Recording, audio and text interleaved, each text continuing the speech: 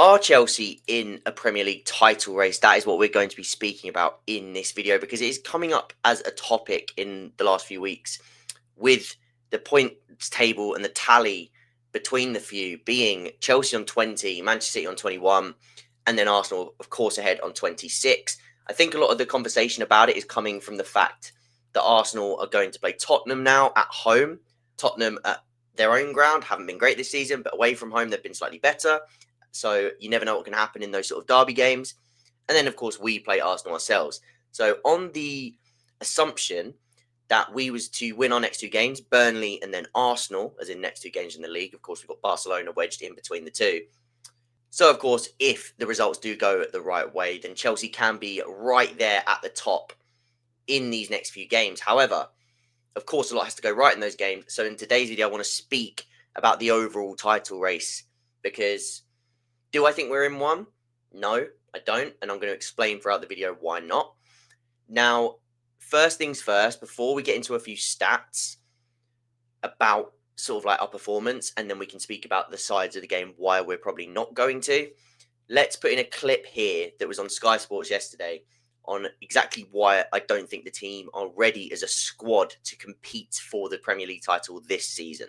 I'm interested actually what Connor thinks here because in today's money, it's going to sound absurd me saying this, but if you're buying players for between 30 and 50 million pounds, it's not a sure thing. You're essentially buying 5 lottery tickets if you're buying 5 players for between 30 and 50 million pounds in today's money, which sounds ridiculous, but that's just the way the market is. So are Chelsea missing a pure star quality player, whether that's at centre-back, whether that's striker, are they missing someone at elite level of significant experience that's going to enable that side to take the next step?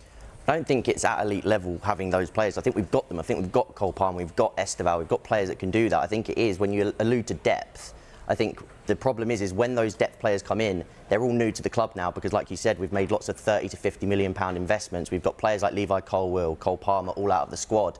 So those backups are now having to be thrown into the deep end, having to deal with Maresca's first ever Champions League year. They're having to come off the back of a Club World Cup, and there's so many external factors, and I think that it is just a year too early for them to deal with that and to that experience to be able to get over the line and sort of like galvanise when things get tough. And I think that it's more about that overall sort of unit of leadership and experience of doing it when it matters. So to piggyback off the back of that, I think that with the age and the experience of the team, when I talk about having the ability to galvanise in these tough moments, one game that continues to stick out to me is that Sunderland game.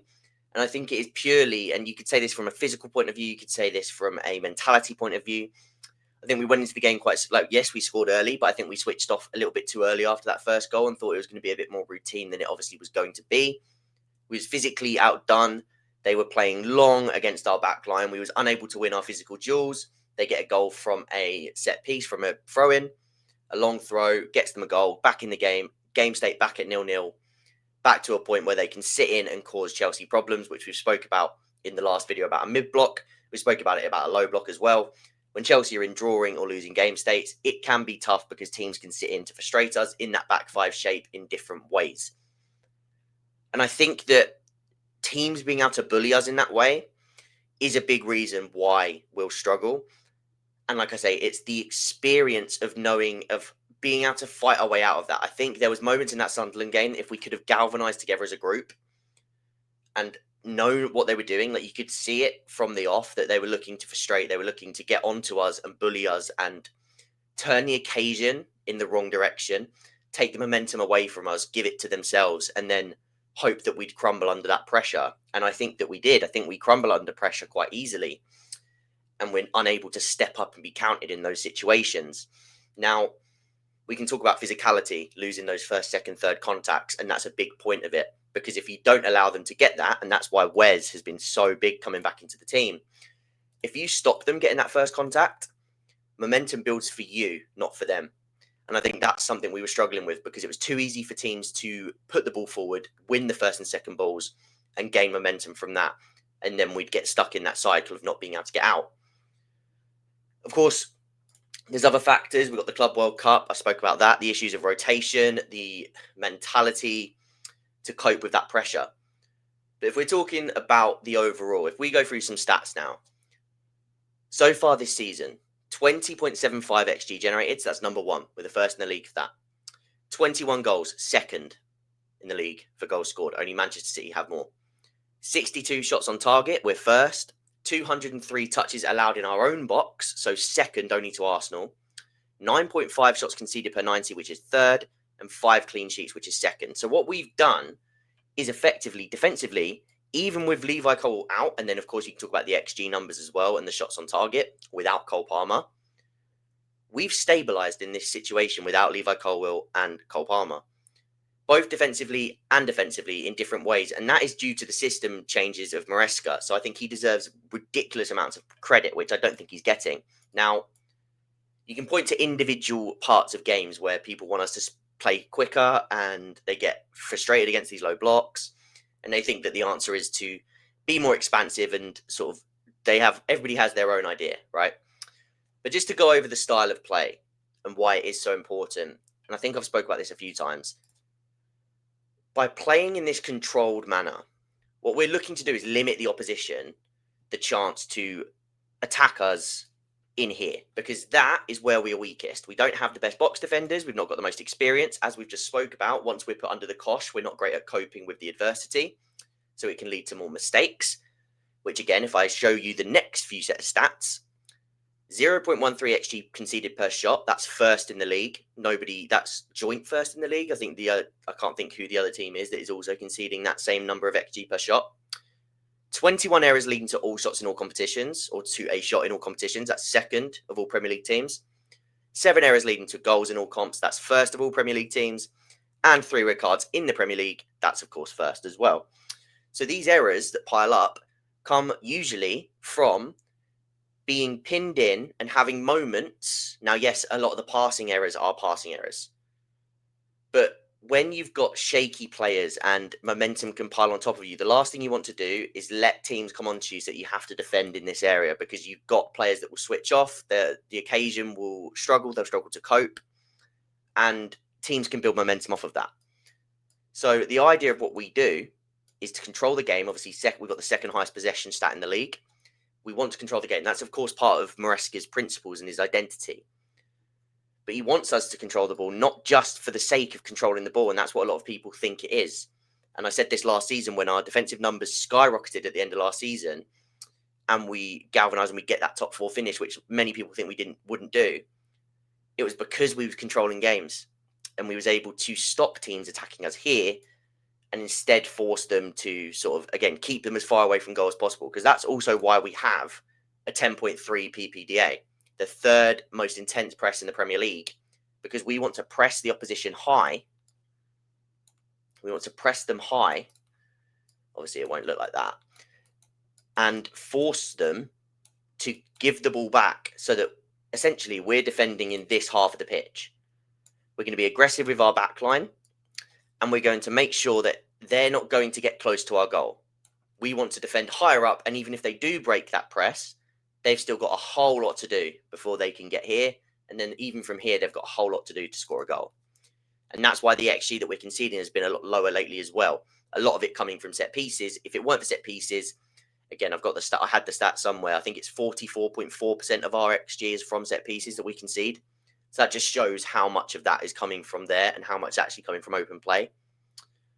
So the style of play, building up as a unit and slowly working our way up, it makes sense to cover our deficiencies. Because if we didn't do that, and let's say that we was forcing ourselves to go quicker, because, right, we need to attack. We need to play to our strengths, as some people would say. We need to attack teams, and we just need to outscore teams. For one, do we know we're clinical enough to do that without Cole Palmer? Do we think that if we just go all out attacking, that we will absolutely 100% finish all of our chances and win a game 4-3? One, it's chaotic and anything can happen. Mistakes, penalties, handball, like everything. Like more chaos, more room for error, in my opinion. And you don't know that we're going to finish those chances. So what you then end up having is where you're trying to go direct as quickly as possible. Let's quickly attack, let's go. And then let's do it again, quickly attack and go. And where you continue to recycle those attacks, these two blocks naturally get split. So what you then start to do is open up one space for here, but also space for here, sorry. So space in between the blocks, but also you're having less control of the ball and less possession and less time to rest and sort of gather your intensity back that you're trying to gather, like in those moments. So it becomes an end-to-end game of football, chaotic, and naturally, if the opponent has more chances to attack your defensive line, more room for error, more mistakes, especially when you don't have a competent backline that has been together for a long time and is known for their defensive qualities. Now, yes, this 4 on paper has been really good. But again, I think that it's really good in the way that we play. And I think if we was to sit off and you had Chalobah and Fofana defending their own box, I would not be as confident. Caicedo moving backwards isn't as good either. So I much prefer him being on that sort of front foot and jumping high in the press and being able to do so that we can keep them further away from goal. And then same with Cucurella and mainly Cucurella. Again, at the back post, he's got much better, but it's not to say that if we are conceding double the amount of crosses per game, that he's going to be able to deal with that at the back post continuously if there are players that are more equipped to attack that back post and sort of make us pay for it. So the trade-off in how we play is really important. Now, largely that hasn't got a lot to do with the actual title race part of the video, because of course that is more to do with play style. But I wanted to just justify why I think we're doing it. Now, as we see the likes of Cole Palmer come back, do I think we maybe see a little bit more risk? And if Esteval starts to start more games, which I think he should on this right-hand side, eventually, I do still think Neto starting in big games makes a lot of sense to not only protect Esteval, but also for the sort of defensive schemes that we run with man-to-man pressure, which we are going to be talking about next week in a video. Then I do think that, of course, the improvements, and maybe we do start going a little bit more direct at times because we think that we can finish those chances and kill games off quicker with these star power players. But right now, and especially as well, we're probably not going to have Levi back for the whole season. So that's a big part of, I think, why we continue to go this way. I don't think too much is going to change now. I think that we'll be closer this season. And I think that if things can stay together in this way and we can sort of gather momentum, I do think we'll continue to look like a better team, which I think we have this season, looked like a better side, even with the circumstance that we've had. I think you can tell that we're a little bit more controlled and a little bit better in these moments. I think if I show you the graph that I had up at the start of the video, it basically showed us from last season to this season a comparison. And the only thing that was better last season was counter-attacking by a lot. But if anything, that's not even a positive sign, because what that shows is that last season we was really sort of we was reliant on that counter-attacking ability to get goals. And I think now we've had a few, we've been better at set pieces this season to find our breakthroughs against these low blocks. And we're finding different ways against these teams. So I think as the season goes on and as players we've got lots of new signings as well, as they all come together, I do think we'll be in a much stronger position for it.